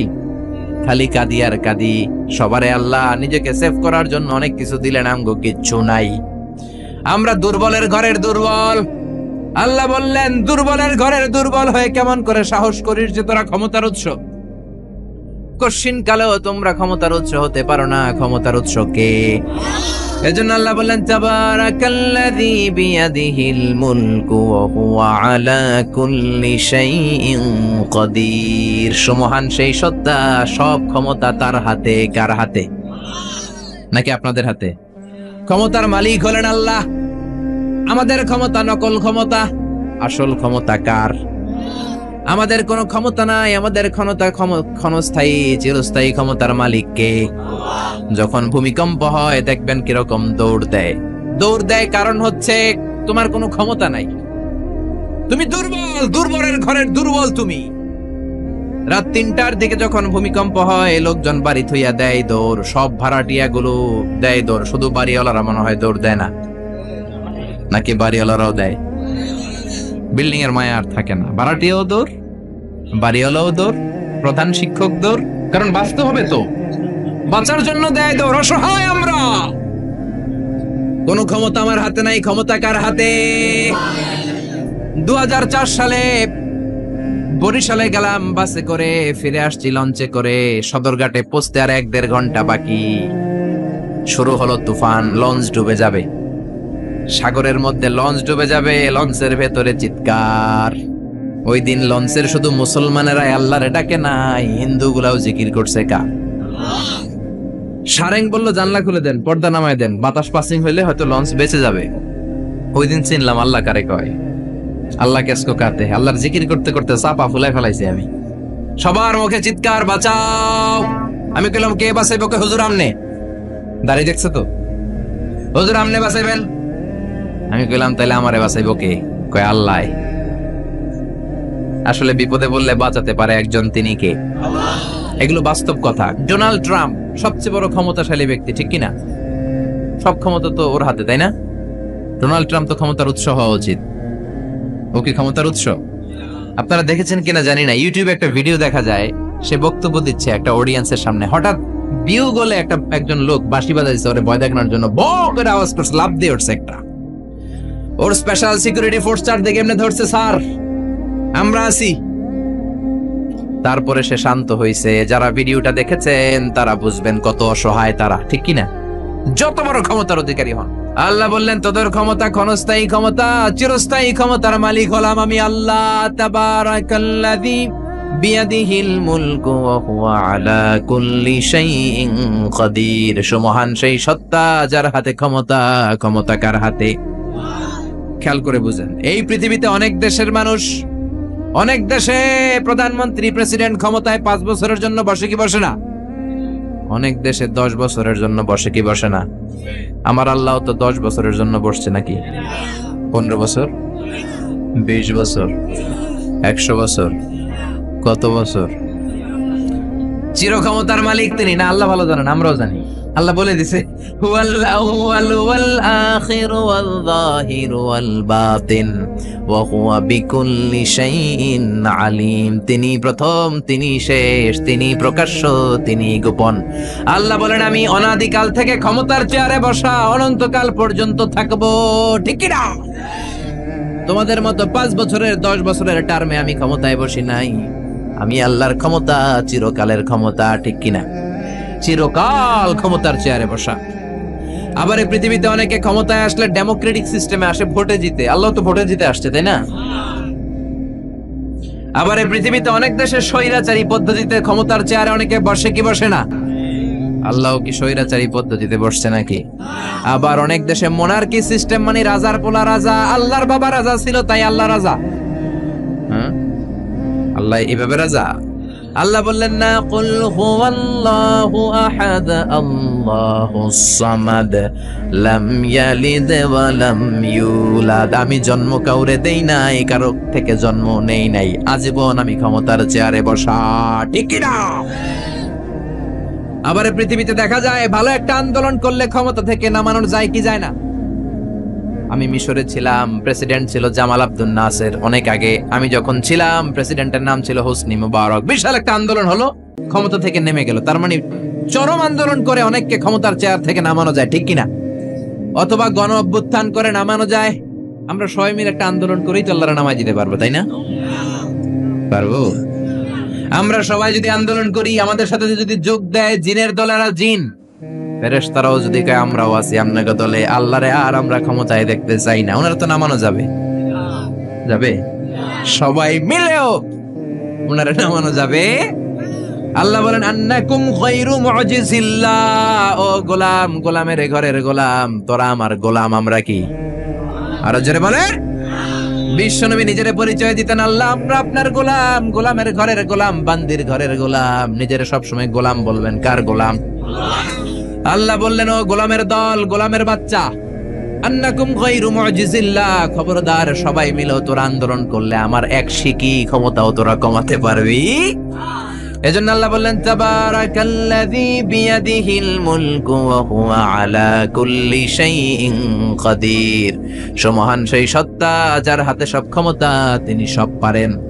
খেয়াল করে বুঝবেন, আবার পৃথিবীতে অনেক দেশের ক্ষমতার চেয়ারে যারা বসা, অনেক বয়স হয়ে যাওয়ার কারণে স্বেচ্ছায় অবসরে যায় কি যায় না? রিটায়ারমেন্ট আছে না নাই? বয়সের ভারে নুজ্জ হয়েছে, আর দায়িত্ব পালন করতে পারে না, অবসরে যায়। আল্লাহর তো অনেক বয়স হয়ে গেছে, এবার অবসরে যাওয়া দরকার। রিটায়ারমেন্টে যাবে না কিছুদিন পর? যাবে যাবে ওনার কোনো রিটায়ারমেন্ট নাই। উনি ক্লান্ত হয় না, শ্রান্ত হয় না, ঘুম ধরে না, ওনার তন্দ্রাও নাই। লা তাখুযুহু সিনাতুন ওয়ালা নাওম, আমার ঘুম নাই, আমার তন্দ্রা নাই। আবার বললেন, ওয়ালা ইয়াউদুহু হিফযুহুমা ওয়া হুয়াল আলিয়্যুল আযীম। আকাশ জমিন নিয়ন্ত্রণ করতে আমি আল্লাহ বিন্দু মাত্র ক্লান্ত হই না। সুবহানাল্লাহ। বোঝা গেল এই ক্ষমতাটা আল্লাহর চিরদিনের কর্তৃত্ব, পাওয়ার, সভরাইনটি, অথরিটি, আজীবনের জন্য। ঠিক না? সে আল্লাহ বললেন, গোলাম, তাবারাকাল্লাযী বিয়াদিহিল মুলকু ওয়া হুয়া আলা কুল্লি শাইইন কাদির। ক্ষমতা আমার হাতে, আমি ক্ষমতার চেয়ারে বসাই আবার নামাই। যারা এখন গোটা বিশ্বের ক্ষমতার চেয়ারে আছে, বসিয়েছে কে? কুলিল্লাহুম্মা মালিকাল মুলকি তু'তিল মুলকা মান তাশাউ ওয়া তানজিউল মুলকা মিম্মান তাশা ওয়া তু'ইজ্জু মান তাশাউ ওয়া তুযিল্লু মান তাশাউ বিয়াদিকাল খায়র ইন্নাকা আলা কুল্লি শাইইন কাদির। ও আল্লাহ, আপনি ক্ষমতার মালিক, যারে চান ক্ষমতা দেন, যারে চান ক্ষমতা থেকে নামান। ডোনাল্ড ট্রাম্প আমেরিকার ক্ষমতার চেয়ারে বসিয়েছে কে? আবার গাদ্দারি করলে লাথি মেরে নামায় দিতে পারে কে? ওই আল্লাহ বললেন, ক্ষমতার মালিক আমি। কোনদিন বলবি না যে তোরা ক্ষমতার মালিক। আর বলবেন, জনগণ সকল ক্ষমতার উৎস? বলবেন, সকল ক্ষমতার উৎস কে?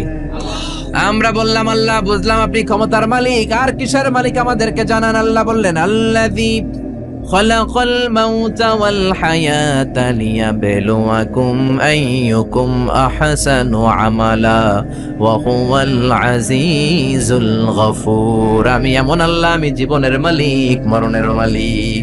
জীবনেরও মালিক, মরণেরও মালিক। তিনি কে? জীবন দেয় কে? মরণ দেয় কে?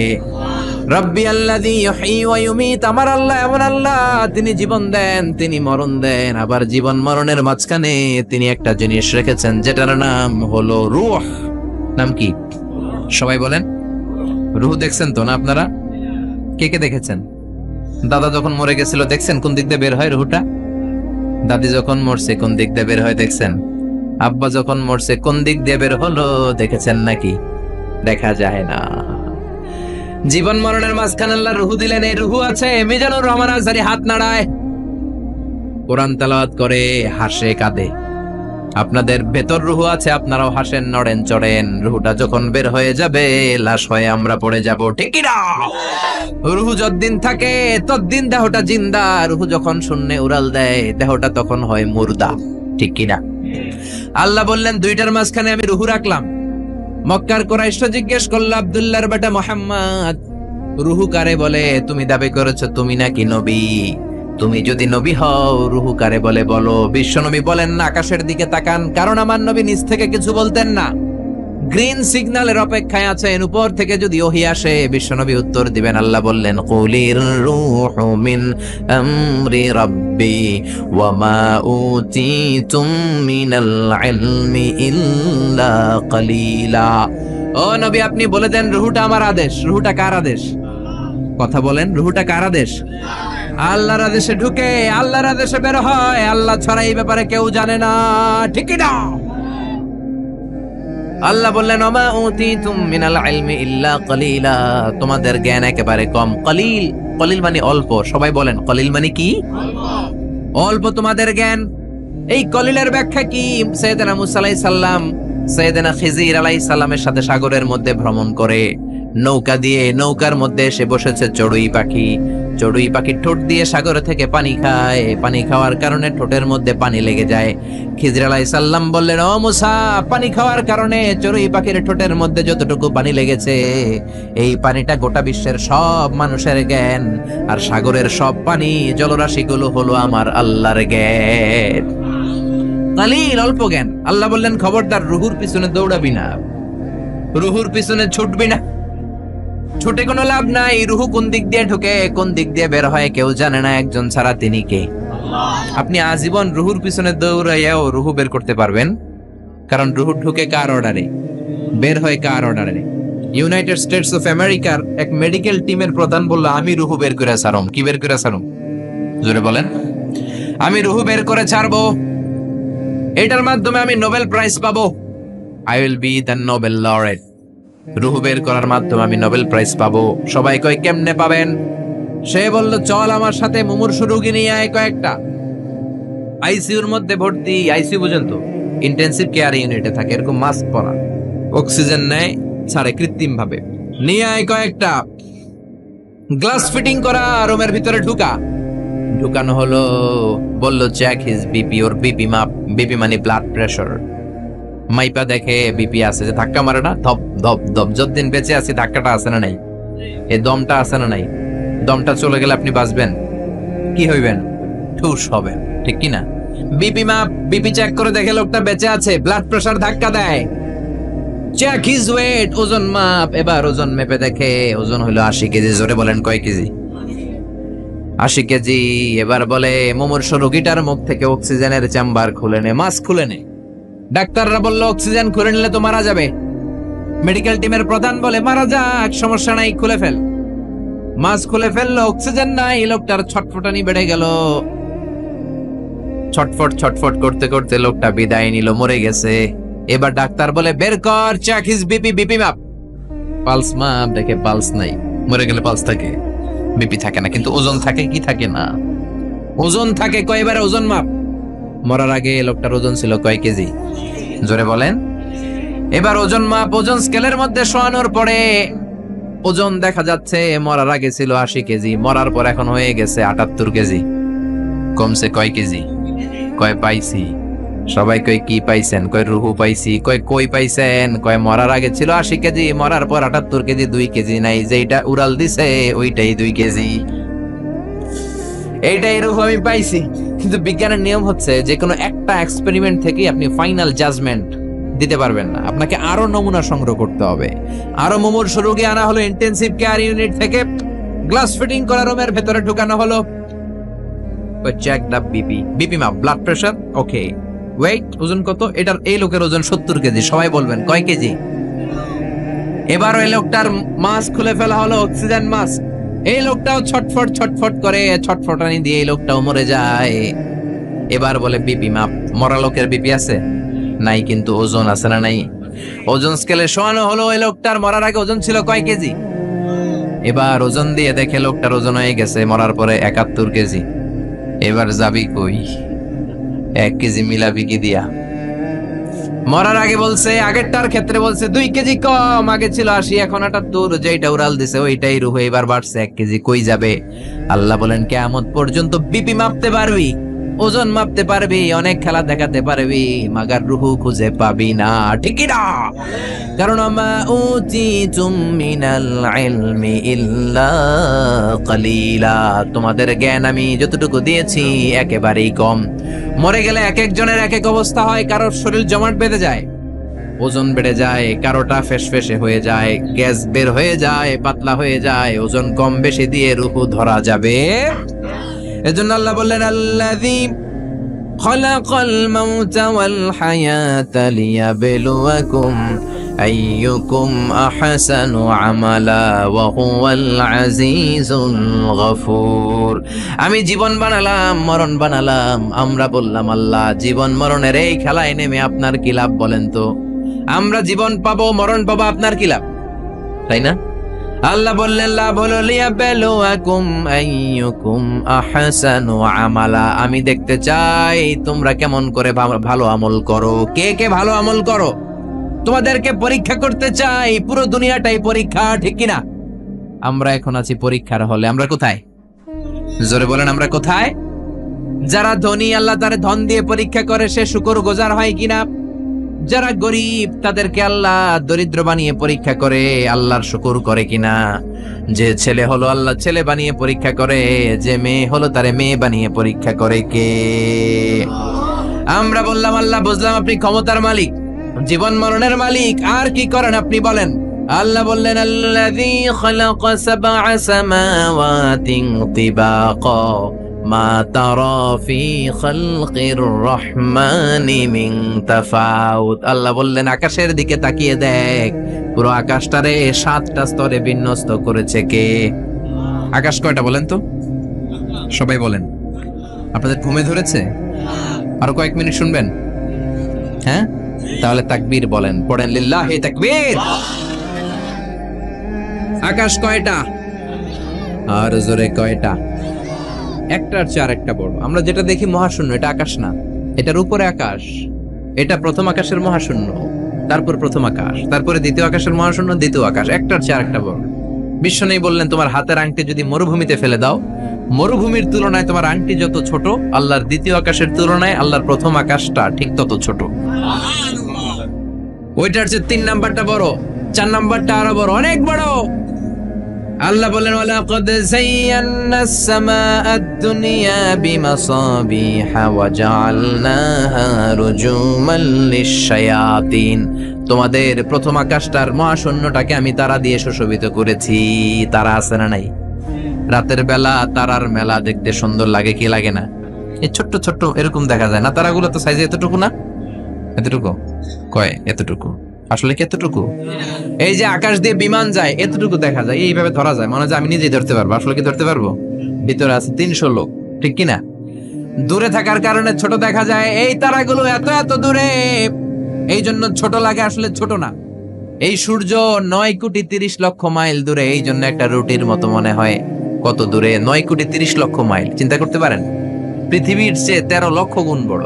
তার মানে 13 লক্ষটা পৃথিবী সূর্যের ভেতরে রাখার জায়গা আছে না নাই? তার মানে কি সূর্যই সবচেয়ে বড়? না, আরো আছে। প্রক্সিমা সেন্ট্রাই, আলফা সেন্ট্রাই এ, আলফা সেন্ট্রাই বি, এটা ক্যারিনা, বেটেলজিউস, অভাব নাই। চলেন আমরা পৃথিবীর সবচেয়ে কাছের তারা থেকে একটু ঘুরে আসি। কে কে যাবেন? হাত তোলেন। 1 জন 2 জন 3 জন 4 জন। বাহ, সাহস বাড়তেছে খালি। সবাই তোলে এখন। যাবেন সবাই? যান, আমি ওয়াজ করতেছি, আপনারা চলে যান। প্রথম তারাতে যান, আমার সাথে যাবেন? আচ্ছা, চলেন চলেন প্রথম তারাতে যাই। আমাদের সবচেয়ে কাছের তারার নাম প্রক্সিমা সেন্ট্রাই। এইটাতে আমরা সবাই মিলে যাব ইনশাআল্লাহ। কোন? আরে জান্নাতে গেলে এরকম কত তারা আমগো পিছনে ঘুরবে, ঠিক কি না? এটা কত দূরে জানেন? 4.23 লাইট ইয়ার, 4.23 আলোকবর্ষ দূরে। তার মানে অনেক দূরে। এখন কি দিয়ে যাবেন এটা আপনারা ডিসাইড করেন। কি দিয়ে যাবেন? যারা যারা যাবেন, রিকশায় যাবা? সব বোনা, সাহস তো কম না। প্লেনে? না, চলবে না, প্লেনে যাওয়া যায় না, মাধ্যাকর্ষণ শক্তি ভেদ করা যায় না। রকেট লাগবে, স্পেস শাটল, মহাকাশ যান লাগবে, স্পেস ক্রাফট। স্পেস ক্রাফট বুঝতে কঠিন হলে আমি বলবো রকেট। রকেট দিয়ে আমরা যাব। সবচেয়ে দ্রুত যে রকেটটা দিয়ে বিজ্ঞানীরা গিয়েছিল চাঁদে, অ্যাপোলো 11 এটার নাম।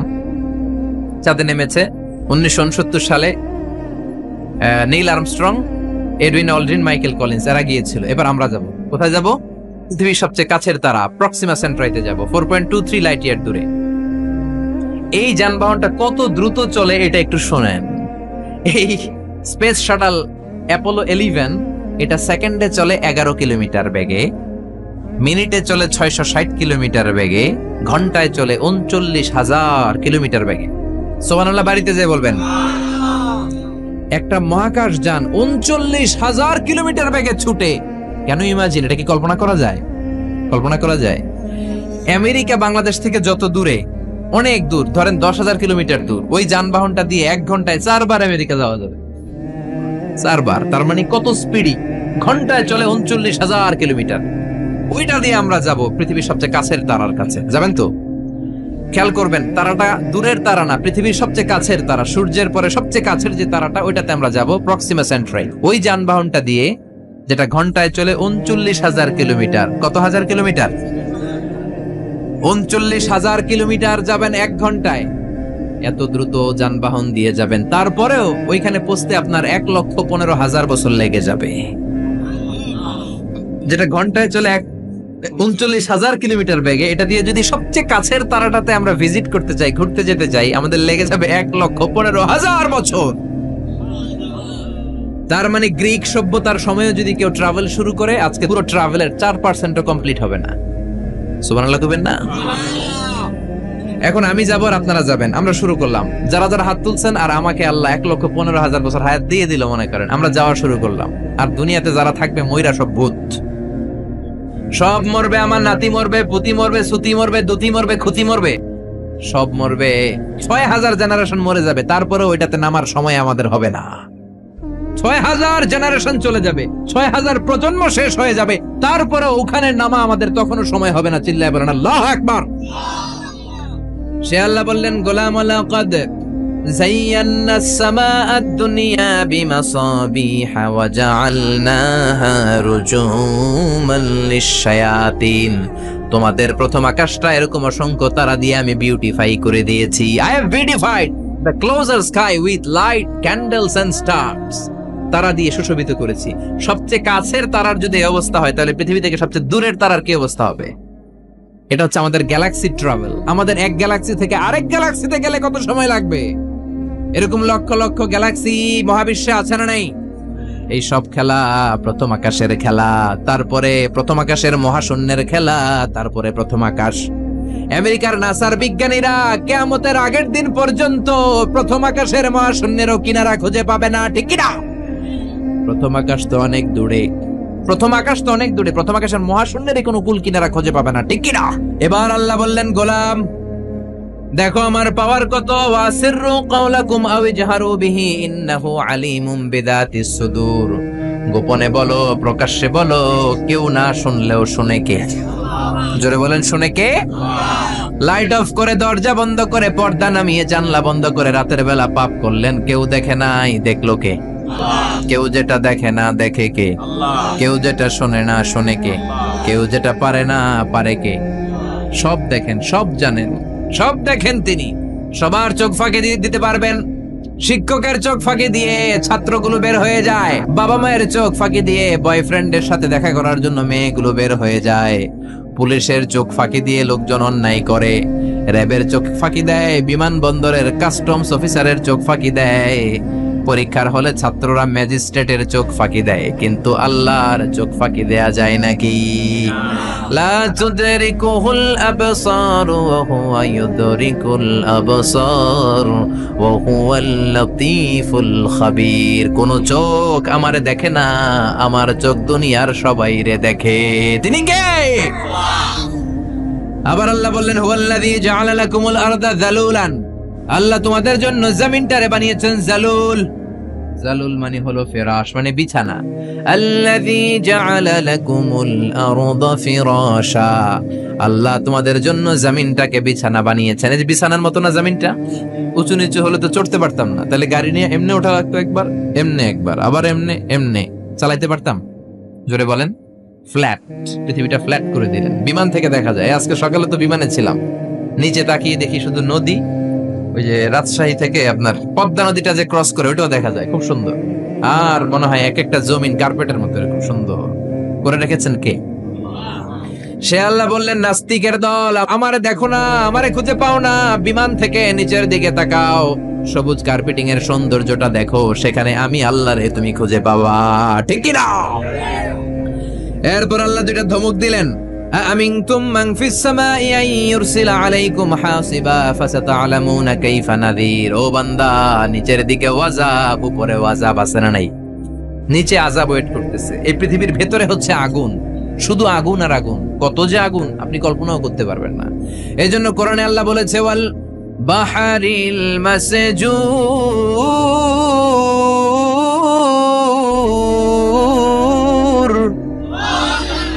আমি আল্লাহ ফুটন্ত গরম টকবগে সাগরের পানির কসম খাই। সুবহানাল্লাহ। সাগরের পানি নাকি গরম, আমরা তো দেখি ঠান্ডা, কিন্তু আল্লাহ বলে না না, সাগরের পানির ভেতরে আগুন আছে না নাই? আছে না নাই? আগ্নেয়গিরির জ্বালামুখ যখন বার্স্ট করে, আগুনের লাভা বেরিয়ে আসে, এটা প্রমাণ করে পৃথিবীর ভেতরে আগুন আছে না নাই? আবার আমেরিকার বিজ্ঞানীরা গবেষণা শুরু করলো, কয়ে আগুন, সাগরের ভিতরে তো আগুন পাই না। চলে গেল প্রশান্ত মহাসাগরে, সবচেয়ে গভীর জায়গার নাম পোর্টোরিকো, 33,000 ফিট। কয় পাইপ ঢুকাতে শুরু করলো। নেভাল একাডেমি থেকে বিশাল জাহাজ এনে পাইপ ঢুকায়, আগুন বের করবে। পাইপ ঢুকাতে ঢুকাতে তারা পেল আগ্নেয়গিরির, প্রথমে পেল পাললিক শিলার স্তর, রূপান্তরিত শিলার স্তর, এরপরে আগ্নেয়গিরির শিলার স্তর। নেভাল একাডেমির চিফ বলে আরো পাইপ ঢুকাতে ঢুকাতে প্রশান্ত মহাসাগরের মাঝখানে পোর্টোরিকো প্রায় 33,000 ফিট গভীর ঢুকানোর পরে তারা দেখে না, পাইপ যতই ঢুকানো হয় পাইপগুলো গলে গলে পানি হয়ে যায়, পাইপগুলো গলে গলে মুহূর্তের মধ্যে হাওয়া হয়ে যায়, কোনো পাইপই খুঁজে পাওয়া যায় না। সুবহানাল্লাহ পড়ে। তার মানে ভিতরে আগুন আছে না নাই? প্রমাণ হলো আগুন আছে। এবার জানতে চাইলো আগুনটা কি, মানে আগুনটা কেমন পাওয়ারফুলি, এটা দেখতে চায়। এবার চিফ বলল ফায়ার প্রুফ পাইপ নিয়ে আসো। কি প্রুফ? জোরে বলেন না। ফায়ার প্রুফের পাইপ, যেটা ভিতরে ঢুকালে আগুনে গলবে না। নেভাল একাডেমি এবার আমেরিকা থেকে আনলো ফায়ার প্রুফের পাইপ। দেখি তো আগুনটা কি মানের, কত ডিগ্রি সেলসিয়াসের। ঢুকা 33,000 ফিট শেষ, আরো ঢুকা।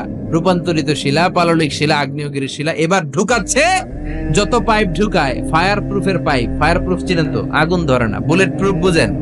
ডোনাল্ড ট্রাম্পের গালিতে গুলি করলেও গুলি ঢুকবে না, কারণ এটা বুলেট প্রুফ। ওই পাইপ যেটা এবার ঢুকালো এটা ফায়ার প্রুফ, আগুন ধরবে না। আগুনের মধ্যে পাইপটা সারাদিন রেখে দিল, পাইপের কিছু হবে না। ওই পাইপ যখন ঢুকাতে শুরু করলো, ঢুকাতে ঢুকাতে পাললিক শিলা, রূপান্তরিত শিলা, আগ্নেয়গিরির শিলা, এগুলো পার করার পরে যখন ভিতরে পাইপ ঢুকায়, দেখতে পেল ফায়ার প্রুফের পাইপগুলো গলে গলে আগুন হয়ে যায়, গলে গলে পানি হয়ে যাচ্ছে, হাওয়া হয়ে যাচ্ছে, ধোঁয়া হয়ে যাচ্ছে। চিল্লায় পড়েন আল্লাহু আকবার। তার মানে পৃথিবীর ভেতরে আগুন আছে না নাই? আল্লাহ বললেন, গোলাম মনে করো না আমি তোমাদেরকে ধরতে পারবো না, মাটির নিচে আযাব আছে, উপরেও আযাব আছে না নাই? মাঝে মাঝে শিলা বৃষ্টি দেয় কে? শিলা বৃষ্টি দেয়, ফসলগুলো থাকে না, সব শেষ। অ্যাসিড রেইন, শিলা বৃষ্টি, উল্কা বৃষ্টি দিয়ে আল্লাহ শেষ করে দিতে পারেন, ঠিক কি না? এরপর আল্লাহ বললেন, গোলাম পাখির দিকে তাকাও। কোন দিকে তাকাবেন? যারা আল্লাহরে খুঁজে পায় না তাদেরকে বলবেন পাখির দিকে তাকাও। কোন দিকে তাকাও? আওয়ালাম ইয়ারাউ ইলাত তায়রি ফাওকাহুম সাফাতিন ওয়া ইয়াকবিদ মা ইউমসিকুহুন্না ইল্লার রহমান ইন্নাহু বিকুল্লি শাইইন বাসীর। নাস্তিকগুলো কি আমার পাখিগুলোর দিকে তাকায় না? সুবহানাল্লাহ। এই যে পাখিগুলো থাকে ফাওকাহুম সাফাতিন, পাখিগুলো কেমনে ডানা মেলে উড়ে বেড়ায়, এভাবে উড়ে না? দেখছেন? আবার নামার সময় ডানা গোটায়, ডানা ঝাপটায়, কেমন করে পাখিগুলো উড়ে। শূন্যের মধ্যে পাখিগুলো কেমন করে উড়ন্ত থাকে। এই পাখিগুলোরে শূন্যে ধরে রাখলো কে? আল্লাহ ধরে রেখেছে। কেউ ওদেরকে শিখায় নাই, শিখিয়েছে আল্লাহ। হাঁসের বাচ্চাগুলো জন্মের পরে পানিতে নেমে যায়, সাঁতার কাটতে শুরু করে দেয়, পা নাড়ায়, পাখা নাড়ায়। কে হাঁসের বাচ্চারে শিখালো যে এমনি সাঁতার কাটবি? কে শিখাইছে? গাভীর পেট থেকে বাছুর বের হয়, দাঁড়ানোর পরেই মায়ের ওই গাভীর ওলানের মধ্যে ঢু মারে কি মারে না? কে ওরে বললো এদিকে গুতা মারলেই তোর রিজিক বেরোবে? সুবহানাল্লাহ কইবেন না? আল্লাহ বললেন পাখির দিকে তাকাও। আওয়ালাম ইয়ারাউ ইলাত তায়র, কারণ পাখির মধ্যে নিদর্শন আছে না নাই? পাখি নিয়ে গবেষণা করলে পাখির রব আল্লাহরে খুঁজে পাওয়া যাবে, ঠিক কি না? এজন্য কোরআনের অনেক জায়গায় আল্লাহ পাখির কথা বললেন, ওয়া আরসালা আলাইহিম তায়রান আবাবিল। আবার কাবা ভাঙতে এলে পাঠাও আবাবিল। দাও খোদা দাও আমায় আবার ওমর দারাজ দিল। সুবহানাল্লাহ বলেন। আবাবিল পাখি দিয়ে আল্লাহ আব্রাহারে শেষ করলেন, ঠিক কি না? এরপর সাইয়েদনা সুলাইমান আলাইহিস সালামের একটা পাখি ছিল, নাম কি? হুদহুদ। ওয়া তাফাক্কাদাত তায়রা ফাকালা মালি লা আরাল হুদহুদ। পাখি কই? ওইটার জুমিং পাওয়ার এত বেশি ছিল পাখিটার চোখে। সাইয়েদনা সুলাইমানের সিংহাসনও চড়তো, পাখিটাও চড়তো। আর কত হাজার ফিট নিচে সুমিষ্ট পানি আছে, এত উপর থেকে ওটা দেখে দেখে বলে দিতে পারতো কোন। সুবহানাল্লাহ। আবার জান্নাতে যখন যাবেন আপনাদেরকে ভুনা পাখির গোশত খাওয়াবে কে? খাইবেন? খাইবেন না? ওয়ালাহামি তায়রিম মিম্মা ইয়াশতাহুন। এমন চমৎকার পাখির ভুনা গোশত আল্লাহ খাওয়াবে, তোমাদের আত্মা ঠান্ডা হয়ে যাবে। সুবহানাল্লাহ। পাখির ভুনা গোশত দুনিয়াতে খাইছেন? দুনিয়ার ভুনা গোশতের মতো নাকি জান্নাতের ভুনা? ওই যে ভুনা গোশতের কথা শুনে জিহ্বায় পানি আসছে অনেকের। কত পাখির কথা আল্লাহ কোরআনে বললেন। আল্লাহ বললেন, আওয়ালাম ইয়ারাউ ইলা তায়র, don't they see to the birds. পাখির দিকে কি তারা তাকায় না? কি করে পাখিগুলো উড়ে? পাখির মধ্যে তো আমি নিদর্শন রেখেছি। এই পৃথিবীর সবচেয়ে ছোট্ট পাখিটার নাম হচ্ছে হামিং বার্ড। নাম শুনছেন? নর্থ আমেরিকাতে পাওয়া যায়। এটা যখন প্রাপ্তবয়স্ক হয় তখনই এটার সাইজ হয় মাত্র 3 ইঞ্চি। কয় ইঞ্চি? 3 ইঞ্চি। পৃথিবীর সবচেয়ে ছোট পাখি। পৃথিবীর সবচেয়ে ছোট পাখি। পৃথিবীর সব পাখিগুলো সামনের দিকে উড়ে, এই পাখি সামনে উড়ে, এট দ্য সেম টাইম পেছনে উড়ে। কোন পাখি এমনি উঠতেছে আবার পিছনে উঠতে দেখছেন? এই হামিং বার্ড সামনে উড়ে পেছনে উড়ে। এই পাখিটা প্রতি সেকেন্ডে ডানা ঝাপটায় 80 বার। কয়বার? আপনি কয়বার হাত নাড়াইতে পারবেন এক সেকেন্ডে? হ্যাঁ, জোরে মারলেও তো 5টা, কিন্তু এই পাখি মারে 80টা। সুবহানাল্লাহ পড়েন। এরকম হাজার হাজার পাখি বানিয়েছে কে? আলপিন সুইফট। সাউথ ইউরোপে একটা পাখি আছে। এই পাখিটা শূন্যে উড়ন্ত অবস্থায় থাকে টানা 8 মাস। কয় মাস? 8 মাস। 8 মাসে মেঘের আপ থেকে পানি খায়, পোকামাকড় ধরে খায়, উড়ন্ত অবস্থায় মলত্যাগ করে 8 মাসে একবার নেমে আবার উড়াল দিলে আবার 8 মাস। সুবহানাল্লাহ কইবেন না? আছে হোমা বার্ড। জিওগ্রাফিক্যাল চ্যানেল দেখে না? এগুলো দেখলে কপাল ঘষে ঘষে সেজদা দিতে মন চাইবে কারে? এই হোমা বার্ড উড়ন্ত অবস্থায় ডিম পাড়ে। ওই ডিম জামিনে পড়ার আগেই শূন্যে থাকতেই ফুটে বাচ্চা বের হয়ে ওই বাচ্চাও উড়াল দিতে শুরু করে দেয়। কোন সুবহানাল্লাহ।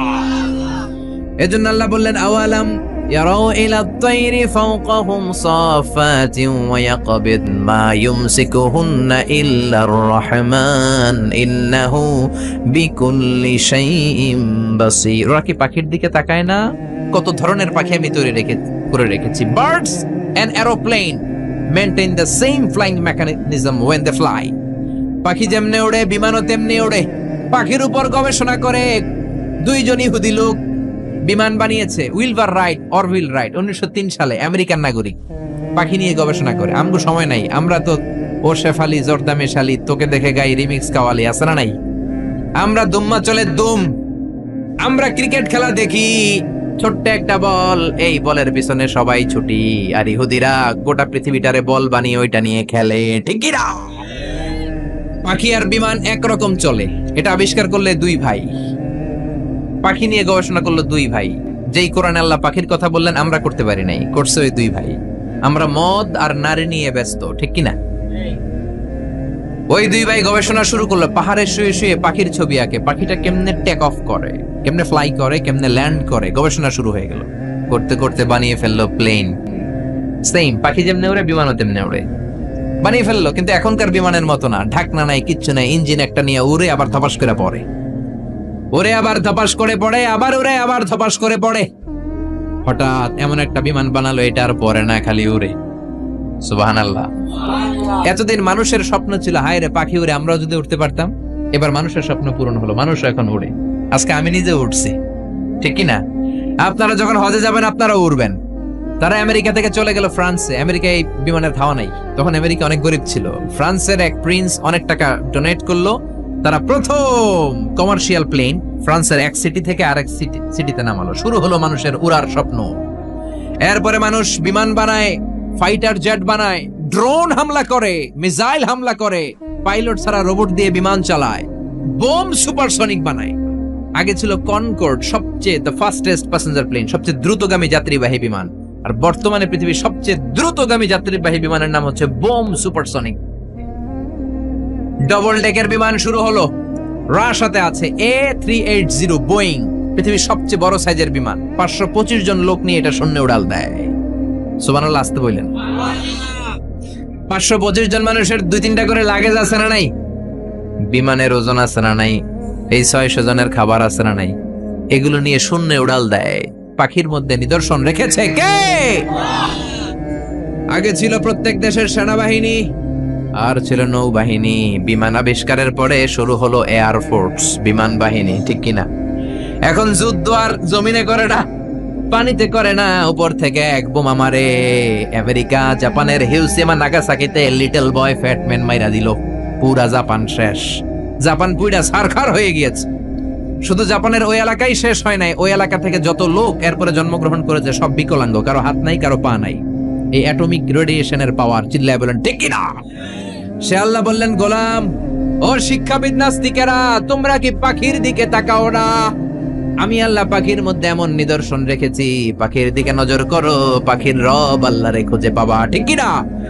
এরপর সূরাটা আল্লাহ শেষ করলেন, কুল আরাআইতুম ইন আসবাহা মাউকুম গাওরান ফামান ইয়াতিকুম বিমাইম মাইন। বলো দেখি সবে শুকাইয়া যদি যায় এই পৃথিবীর পানি, তাহলে হেথায় তটনির ধারা কে দিবে সবারে আনি। একদিন যদি টিউবওয়েল চাপার পরে পানি না পাও, মোটর ছাড়ার পরে দেখো পানি বেরোয় না, টিউবওয়েল চাপতেছো পানি নামে না, তুম করে পানি দিব কে? ডোনাল্ড ট্রাম্প নাকি নাকি আপনাকে এমপি দিতে পারবে? পানির মালিক কে? এজন্য পানি কার কাছে চাবেন? নাকি মেঘের কাছে চাবেন, নাকি ইসরাফিলের কাছে চাবেন, নাকি মিকাইলের কাছে, নাকি ইন্দ্রের কাছে? হিন্দুরা পানি চায় ইন্দ্রের কাছে। ইন্দ্র দেবতা আছে না নাই? ওরা মনে করে ইন্দ্র দেবতা পানি দেয়। আবার আমরা বৈশাখীর কাছে চাই কি চাই না? বৈশাখীর কাছে চাওয়া যাবে না, ইন্দ্রের কাছে চাওয়া যাবে না, মেঘের কাছে চাওয়া যাবে না, চাইতে হবে কার কাছে? একজনই আমাদেরকে বৃষ্টি দিতে পারেন, একজনই আমাদেরকে বিশুদ্ধ পানি সরবরাহ করতে পারেন। তিনি কে? কে দিতে পারে? কে দিতে পারে? সে আল্লাহ বললেন, গোলাম আমি মিষ্টি পানি দেই, আবার আমি লবণাক্ত পানি দেই। মারাজাল বাহরাইনি ইয়ালতাকিয়ান বাইনাহুমা বারযাখুন লা ইয়াবগিয়ান ফাবিআইয়ি আলাই রাব্বিকুমা তুকাযযিবান। এইদিকে লোনা পানি, এইদিকে মিঠা পানি, একটার একটার সাথে মিশে মাঝখানে ব্যারিকেড দিল কে? এই পানিটার টেম্পারেচার কম, এটার টেম্পারেচার বেশি, এটার সল্টের ডেনসিটি কম, এটার ডেনসিটি বেশি, এটার কালার একরকম, এটার কালার আরেক রকম, মিশে না। বিমান থেকে আপনি দেখবেন, অথবা দৌলতিয়া ফেরিঘাটে যান, বাংলাদেশেও দেখা যায় পদ্মার এই পানি একরকম, এই পাশে আরেক রকম, এটার সাথে আরেকটা মিশে। আমি মিশরে দেখেছি নীল নদের পানি মেডিটেরানিয়ান সি, ভূমধ্য সাগরের সাথে মিলে একই সাথে সাগর বয়ে যায়, কিন্তু মাঝখানে ব্যারিকেড দিয়েছে কে? আরো জোরে কে? আবার আল্লাহ বলেন, ওয়াজআলনা মিনাল মাই কুল্লা শাইইন হাই আফালা ইউমিনুন। দুনিয়ার সব প্রাণীগুলোরে আমি পানি থেকে বানিয়েছি, সব প্রাণী হয়েছে পানি থেকে। সুবহানাল্লাহ পড়েন। বিজ্ঞানীরাও তাই বলে, ওরা বলে পানি থেকে পৃথিবীর প্রথম প্রাণ amoeba. It's a very small unicellular organism in the world. এক কণা, শৈবালের মতো জীবকণা, এটা নাকি পানি থেকে আসছে, অ্যামিবা, ছোট্ট। তারপরে এসেছে জুপ্লাঙ্কটন, ফাইটোপ্লাঙ্কটন, ব্যাকটেরিয়া প্লাঙ্কটন। এভাবে বিভিন্ন স্পিসিস গুলো ডেভেলপ করেছে। ১৫০০ বছর আগে আল্লাহ কোরআনে বলেছেন সব প্রাণগুলো পানি থেকে বানালাম। বিজ্ঞানীদের এখন গবেষণা পানি থেকে নাকি সব হয়েছে। সুবহানাল্লাহ। আবার আল্লাহ বললেন, আন্না সাবাবনাল মাআ সাব্বা। যেখানে যতটুকু পানি দেওয়ার দরকার আমি দিয়েছি। কলা গাছের মধ্যে কূপ মেরে দেখবেন পানি আছে না নাই? এই এলাকায় তো কলা গাছ নাই না? আছে? কূপ মারছেন নি? হ্যাঁ, মানুষের গায়ে মারেন না, আবার কলা গাছে মারেন। কলা গাছে মারলে দেখবেন পানি বেরোয়। এই পানিটা দিল কে? আবার খেজুর গাছের মাথার মধ্যে শীতকালে কেটে দিলে পানি আছে না নাই? রাস্তার এই পাশে খেজুর গাছ কেটে দিলে পানি পড়ে, একই রকম দেখতে এই পাশে নারকেল গাছ, ওইটার মাথায় কাটলে পানি পড়ে নাকি? সুবহানাল্লাহ কইতে মন চায় না? একরকম গ্যান্ডারি ইক্ষু আর বাঁশের কঞ্চি গ্যান্ডারির মতো, ঠিক কিনা? ইক্ষু গুলো মিলের মধ্যে ঢুকালে সুগার বের হয়, চিনি বের হয়, রস বের হয়। বাংলাদেশের সব বাঁশ গাছগুলো কেটে যদি ইক্ষু মিলে দেন, এক ফোঁটা রস বের হবে নাকি? আল্লাহ বললেন, আন্না সাবাবনাল মাআ সাব্বা। যেখানে যতটুকু পানি দরকার দিয়ে দিলাম। তরমুজে যতটুকু পানি বেলের ভেতরে ততটুকু নাই, ক্ষীরার ভেতরে যতটুকু পানি দিলাম আপেলের ভেতরে তত রস নাই, আপেলে যতটুকু রস আছে ডাবের ভেতরে তত নাই, আরো বেশি আছে। সুবহানাল্লাহ। এই জন্য আল্লাহ বললেন, গোলাম আমারে চিনোস না? পানি একদিন বন্ধ করলে বুঝবি আমি কে। অমি আবার টিউবওয়েল চাপলে ঠান্ডা পানি, একদিন চাপ দিয়ে দেখলেন ফুটন্ত গরম পানি, খেতে পারবেন? মোটর ছাড়লেন, দেখলেন টকবগে গরম পানি বেরোয়, খেতে পারবেন? দিও তৃষ্ণা পেলে ঠান্ডা পানি, ক্ষুধা পেলে লবণ ভাত, আল্লাহ এই গরিবের শোনো। শোনো মোনাজাত আল্লাহ এই গরিবের, শোনো শোনো মোনাজাত আল্লাহ এই গরিবের। সুবহানাল্লাহ পড়েন। এজন্য সূরা মুলকের শিক্ষা হলো আমাদের কোনো ক্ষমতা নাই, ক্ষমতার মালিক কে? আমাদের কোনো পাওয়ার নাই, সব পাওয়ার আল্লাহর। আমাদেরকে নেয়ামত দিয়ে ধন্য করেছে কে? এজন্য বিপদে আপদে সকালে বিকালে একজনের জিকির চলবে, তিনি কে? চাইবে একজনের কাছে, তিনি কে?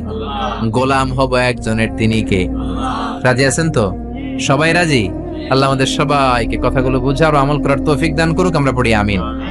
যতগুলো কথা বলেছি কোরআন থেকে বলেছি, আল্লাহ সবাইকে আমলের তৌফিক দান করুক। আমরা পড়ি আমিন।